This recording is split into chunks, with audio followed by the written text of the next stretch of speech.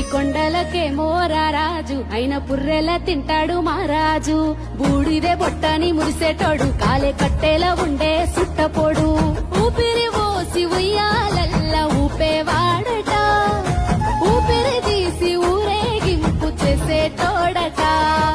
బంధాలను బలంగా పెంచేటోడట, ఆ బ్రహ్మ పేరు చెప్పి ఆ బంధాలను తెంచేటోడట. ఓహో నీలకంఠ శ్మశానాల వెంట ప్రశాంతంగా వీరంగమాడుతావంట.